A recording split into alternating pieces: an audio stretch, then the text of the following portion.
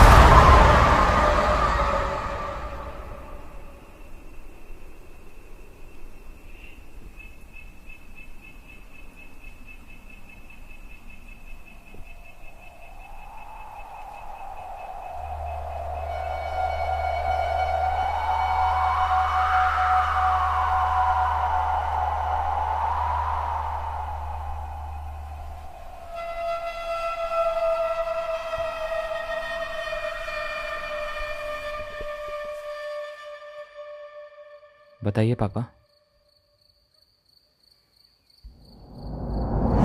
ठीक है तो सुनो। वो हमारे ही खानदान की लड़की थी, घर की इकलौती बेटी। बड़े ही लाड़ प्यार से उसे पाला गया था। उसका नाम था सुदेवी। कई वर्षों के बाद हमारे खानदान में किसी लड़की का जन्म हुआ था। मेरे पिताजी ने मुझे बताया था कि जब सुदेवी का जन्म हुआ था तो घर के लोग इतने खुश थे कि दादाजी ने पूरे गांव के लिए भोज कराया था।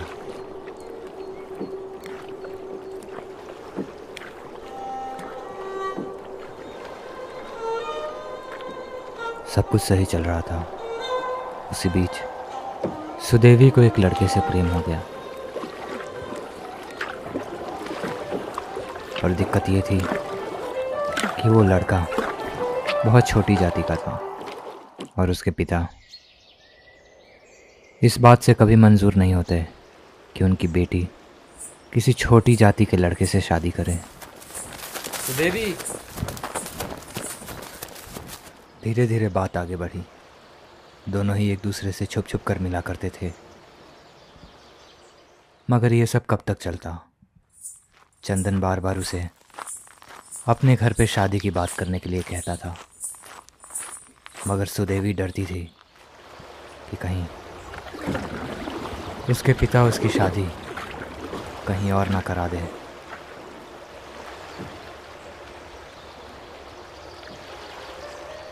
सुदेवी, तुमने अपने पिता से हमारी शादी की बात की? उन्होंने क्या कहा? तुम पागल हो गए हो? अगर वो तुम्हारा नाम भी जान जाएंगे तो तुम्हें जान से मार देंगे। वो कभी बर्दाश्त नहीं करेंगे कि मैं किसी छोटे जाति के लड़के से शादी करूं।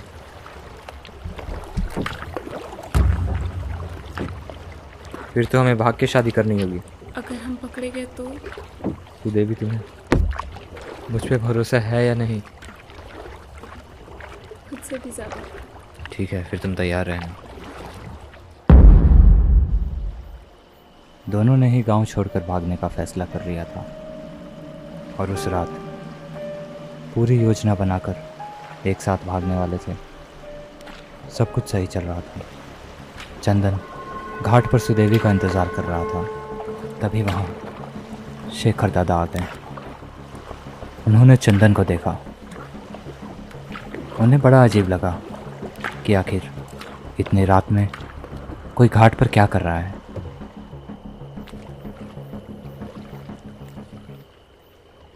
है, कौन हो तुम? तुम्हारा घर कहाँ है? अरे दादा, इसी गांव में रहते हैं। इसी गांव में? किसके बेटे हो? हम कृपन राम के बेटे हैं। अच्छा, पर तुम इतनी रात में यहाँ क्यों बैठे हो? अरे दादा, थोड़ी देर में चले जाएंगे, आप जाइए ना।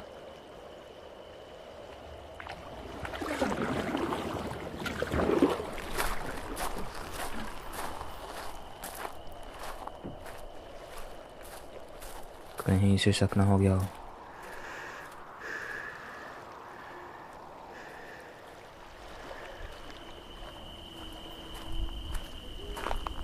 शेखर दादा घर की तरफ जा रहे थे, पर अब भी उनके दिमाग में यही चल रहा था कि नाव तैयार करके वो लड़का वहाँ क्यों बैठा था।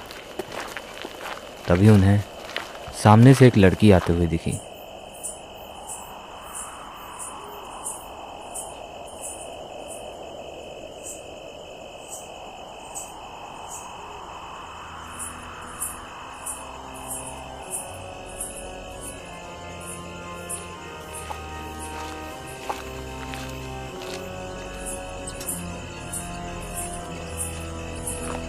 वो उस लड़की को ध्यान से देखते हैं और उसे पहचान जाते हैं। अरे सुदेवी, तुम इतनी रात गए, कहाँ पे जा रही हो? चचा, आप? मैं नदी के उस पार जा रही हूँ। सुनने में आया है कि भोला चचा की तबीयत बहुत खराब है। अच्छा, तो ये झोला काहे ली हो? नहीं चचा, इसमें तो पुराने कपड़े हैं, सोचा नदी में बहा दूंगी। अच्छा, ये बताओ। चाचा, मुझे जाना होगा। ओ हाँ, जाओ, तुम्हें देर हो रही होगी। शेखर दादा सब समझ गए थे कि वहाँ क्या हो रहा है।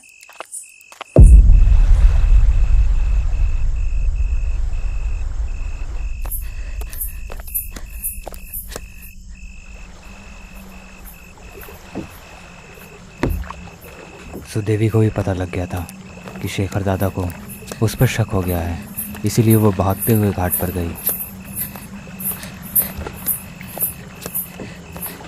चंदन, हमें जल्दी नदी पार करके भागना होगा।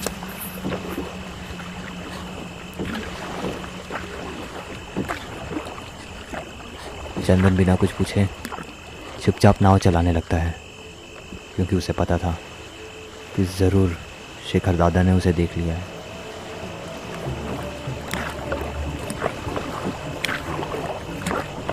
जल्दी चलो। क्या हुआ? किसी ने देख लिया क्या? हाँ, शेखर दादा ने देखा।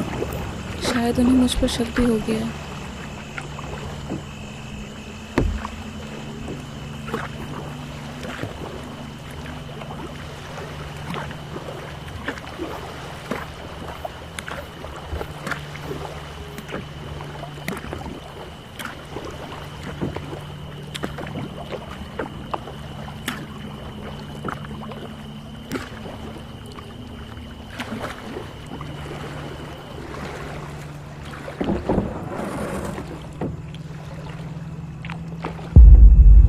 शेखर दादा ने सारी बातें सुदेवी के पिता को जाकर बता दी थी और अब वो उन दोनों का पीछा कर रहे थे। जल्दी चलाओ, बच के भागने ना पाए ये दोनों। उनके चेहरे पर गुस्सा था और हाथ में तलवार थी।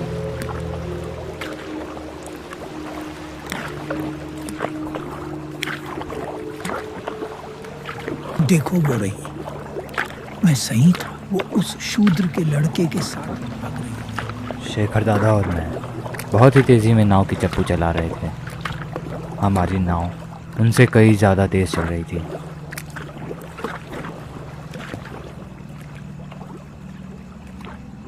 सुदेवी, तुम्हारे पिता?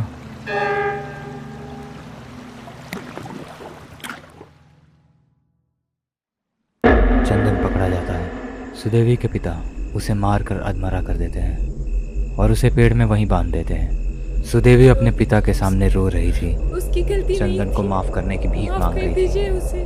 उनके सामने गिड़गिड़ा रही थी कि वो चंदन को छोड़ दीजिए। दे, मगर उन्होंने ऐसा कुछ नहीं किया। वो सुदेवी को सबक सिखाना चाहते थे और अंत में वो कुछ ऐसा कदम उठाते हैं जिसका नतीजा हम आज तक भुगत रहे हैं।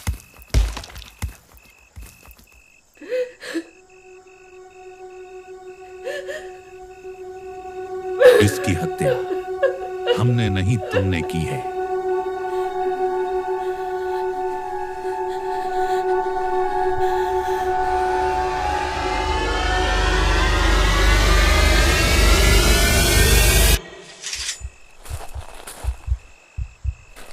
मैं किसी को नहीं छोड़ूंगी, पूरे खानदान को खा जाऊंगी। ये मेरा श्राप है, इस घर में एक भी बेटी नहीं होगी।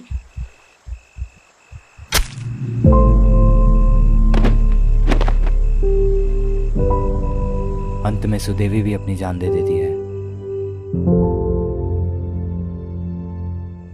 यह सब मेरी आंखों के सामने हुआ, पर मैं कुछ भी नहीं कर पाया। ये तो बहुत गलत हुआ सुदेवी के साथ। ऐसा नहीं करना चाहिए था उन्हें। उसका श्राप भी सच हुआ। हमारे घर में एक भी बेटी नहीं है। हाँ बेटा, उसके श्राप ने हमें कहीं का नहीं छोड़ा। एक एक करके सबको मार दिया उसने। पर पापा, क्या हम कभी इस श्राप से मुक्त नहीं हो सकते? क्या पता बेटा। देखो समय कितना हो रहा है।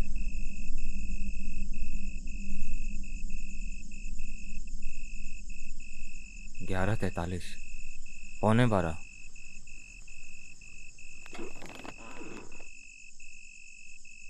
बहुत देर हो गया। अब तक उसे आ जाना चाहिए था। पापा, कहीं वो नाव से उतर ना गया हो। विनीत और चाचा के मन में यही डर था कि कहीं सूरज नाव से नीचे उतर के जंगल में उसके पीछे ना चला गया हो। पर उन्हें क्या पता था, उनका डर असलियत बन जाएगा।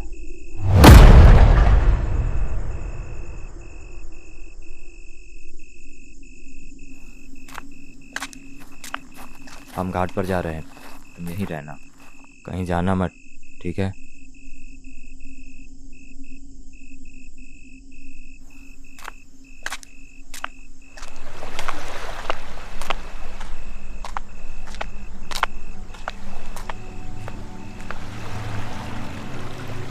सूरज के चाचा को डर था कि कहीं उसे कुछ हो ना गया हो, इसीलिए वो घाट पर आते हैं और अपनी नाव को काली घाट की ओर ले जाने लगते हैं।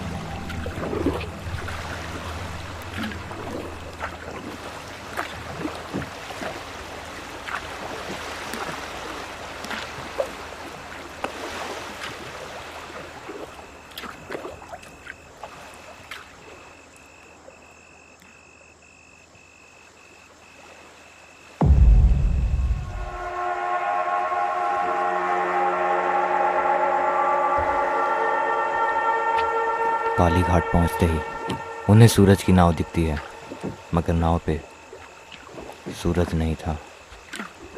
यानी वो जंगल में जा चुका था। सत्यानाश हो गया। हे भगवान, मैंने उसे कितनी बार मना किया था, चाहे कुछ भी हो जाए नाव से मत उतरना। चाचा की आंखों में डर था कि कहीं सूरज के साथ कुछ गलत ना हो गया हो।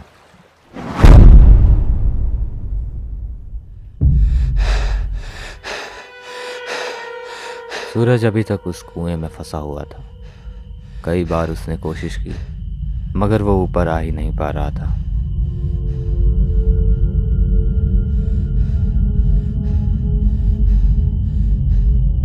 वो हिम्मत हार चुका था, मगर उसने एक बार और कोशिश करने की सोची।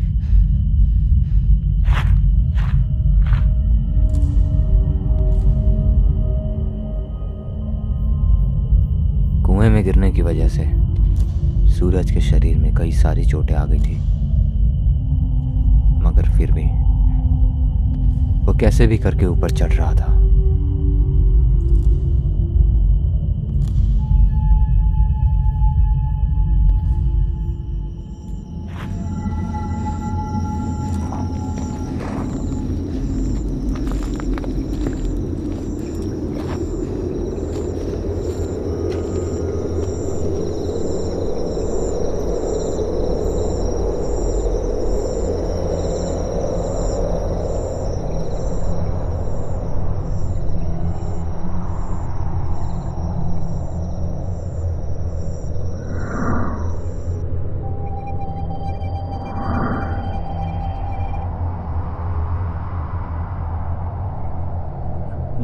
मुझे चाचा की बात मान लेनी चाहिए थी।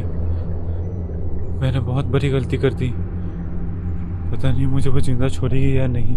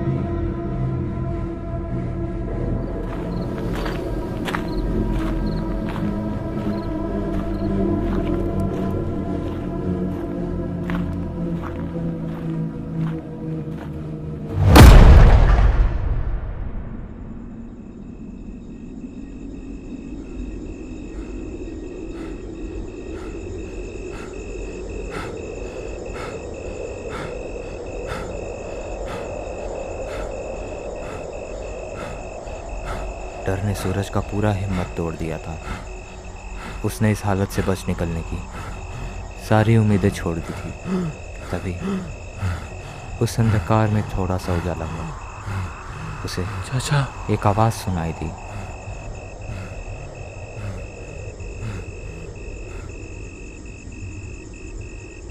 चाचा, चाचा, मैं यहाँ हूँ। सूरज, सूरज,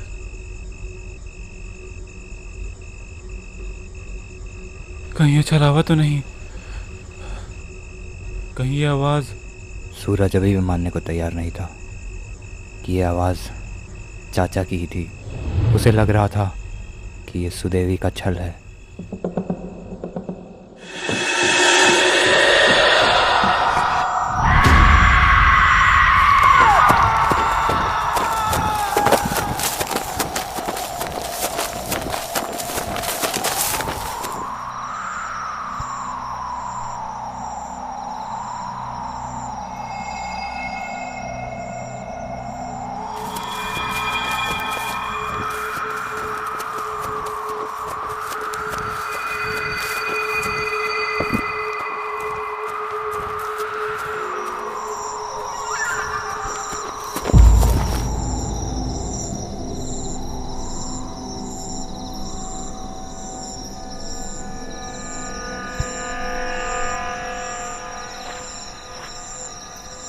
सूरज,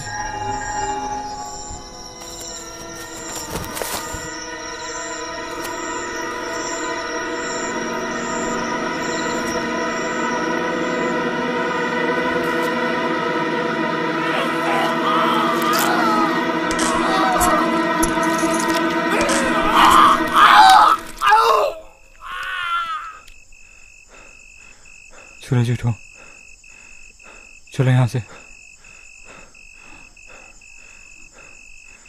हमें यहाँ से जाना होगा।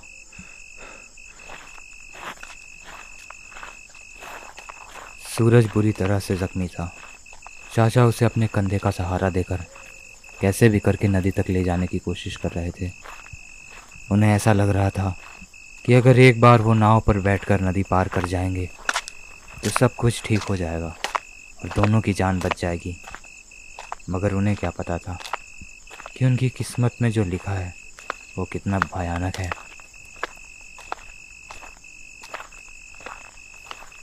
जैसे तैसे करके दोनों घाट तक पहुंच गए, मगर घाट का दृश्य देखकर चाचा की आंखें फटी की फटी रह गई।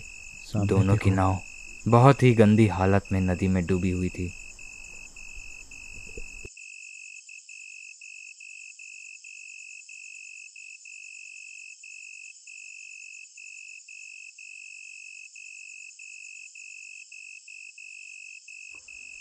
मुझे माफ़ कर देना चाचा, मैंने आपकी बात नहीं मानी। वो हम दोनों को मार देगी। चुप हो जाओ और मैं जैसा बोल रहा हूँ वैसा करो।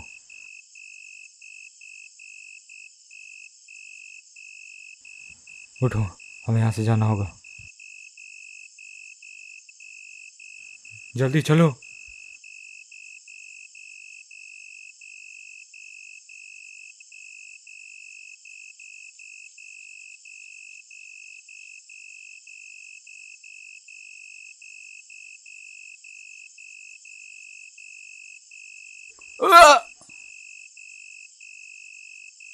चाचा,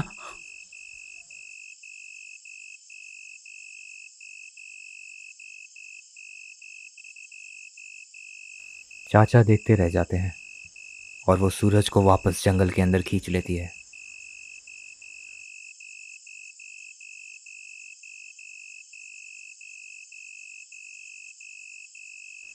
अंत में यही होता है कि वो सूरज को जान से मार देती है और चाचा को जिंदा छोड़ देती है ताकि वो सूरज को मरा हुआ देख सके। सूरज की लाश रात भर वहीं पेड़ पर लटकी रही।